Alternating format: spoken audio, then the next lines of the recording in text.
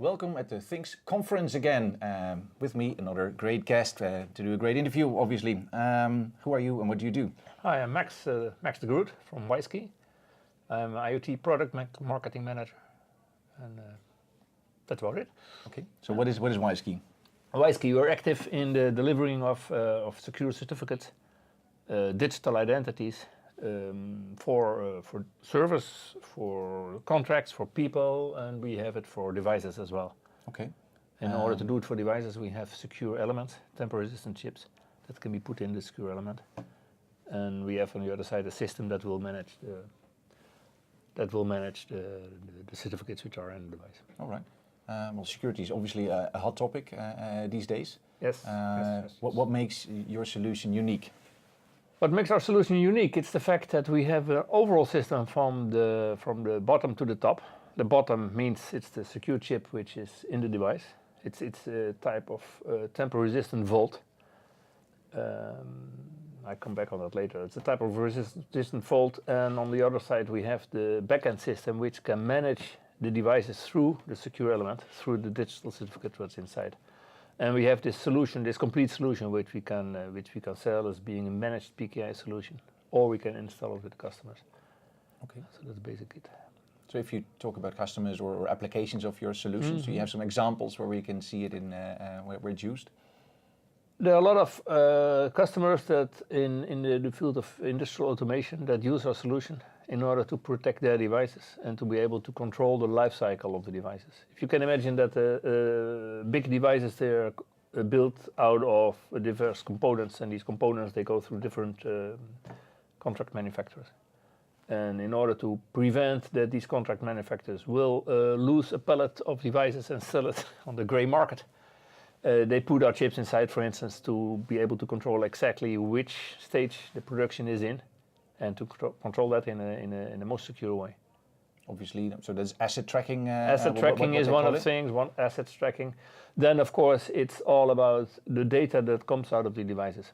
It's nice to have a device that sends a lot of data and to do artificial intelligence on this data, and the world is beautiful, we get richer, etc. But if we cannot be sure that the data is sent by an authentic device, we cannot be sure that the data has any value. So we can make wrong decisions, or let's say good decisions on wrong data, which makes that it's wrong decisions. So we need to be sure that the data comes from real devices. So that's why we need this digital identity in the device. So that's a lot of applications as well that will use that. So we protect the device, and through the device we protect the data that's sent. So the decisions that are made upon it are at least of high value. Okay. A lot of people talk at this conference because we're at our conference about geolocation. Is that something that you are working on as well? Not necessarily, no. I mean, there are applications that would use our chip in order to protect the data that is sent, the geolocation data. And it's not only that you could say that geolocation is not so important. Why should I protect it? But if you talk about drones, for instance, drones that fly over non-flight zones, if you can tamper with the geolocation data, you can show that the drone is not flying over it while it really is. So you need to protect that data as well. So there are some companies that use these chips in drones, for instance, to protect that. We are at an IoT conference. Are there because you do probably a lot more than IoT, so what is the specific solutions that you have for IoT? Is this basically this, or are there other things that are specifically designed for IoT? No, what we do specifically for IoT is the digital certificate for the devices and the backend system that will... Basically what we do is it's a backend system that's... I can imagine people who build devices for the applications, they don't know anything about security, or not so much. So what we do is we give them a chip, they will build it in the device, and we give them access to a management system that does everything from device authentication to encryption of the data, etc. And they will get clean data, protected data, valuable data out of this system without having to cope themselves with the development. So that's what we do in IoT. You make the life for a lot of people much easier. Yeah, and secure. And secure. Yeah. Oh, that's very good.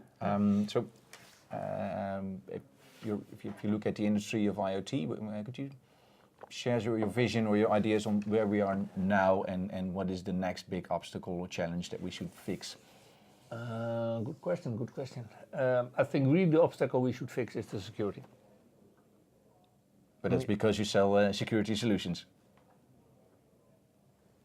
I mean, if it would be fixed, that would be good for me. But I think the most important thing that will happen in IoT is the absence of security. A lot of people, they develop things just to have it on the market. Time to market should be very short. It should be very cheap. It's very nice to have these applications, but then certainly they will get hacked. And you see it on the newspapers. You will see attacks mostly every day. Recent attacks on the Intel chips, meltdown inspector, and it will be everyday news. And so that will be a big flaw for Internet of Things. I mean, if the Internet of Things, people cannot have confidence anymore in it. It will just drop or explode like a balloon. It's not there. So really, security is a thing, but the people are not aware of it. People get attacked, but it's the neighborhoods get attacked. It's not me, it's the neighbor. So if you look at that, I mean, obviously you have a solution for that, but the whole industry is not aware enough of the cyber. So how can we solve this? How can we solve this? There are a lot of webinars, a lot of conferences about the security of the Internet of Things. We are part of that, of course. It's just a question of evangelization. You need to talk about it. You need to show people that things can go wrong. We have a demo over there at the table that we can show that we can steal a private key out of a chip, which is supposed to protect this key. You should not be able to read it, and we can read it in less than 2 minutes. So just to show that what you thought was secure is not secure at all. And okay, I do this as a demo, but somebody will do it, and then we'll use to hack it, and we'll use to have ransomware or do a denial of service attack to something, etc. And that's, for me, that's really a big issue. Even if I was not selling security. For instance, as a person, I don't have any video surveillance cameras at home because I simply do not. I don't trust that the data sent from these video cameras will only go to me. I don't know if you know this website where you have about 70,000 images of video streams from all over the world, and you can see private people at their home, just don't knowing that, and they're knitting and they're sitting on the couch looking at television, for instance, and it's filmed and everybody can see it, just because they don't know it's. And that's only a fraction, which you can see there. That's only a fraction, 70,000 video. That's nothing compared to 50 billion devices that should be connected. So for me, security is the big hurdle. Now, I talked to Geoff, the chairman of the alliance. Is there a role for the alliance because they do certification? They have they initiate specifications. Is there a role for them in this? Yeah, I think so because they have they increase the security level between the first 1.0.2 and the 1.1 spec. So they think about security, and they still have in their specs some line written that if you want to have additional security, you should go look somewhere else and add something to the security of LoRa. So that means they are aware that LoRa does not have enough security for some projects, and I think that's also due to the limited bandwidth and the power consumption you can have on a LoRa device. So I think they should be able to because they really have a lot of people looking at them. So they would be a factor to give the right word into the industry that take care for solutions with your security, take care of what level of security you need. Don't just use LoRa and think it's okay.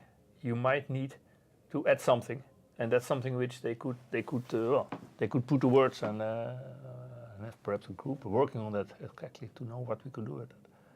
Okay, well, let's hope for a more secure LoRa. So thank you very much. Yeah, okay, thank you. Thank you for watching. This was another interview from the Things conference. There's many more on the YouTube channel, so watch them all.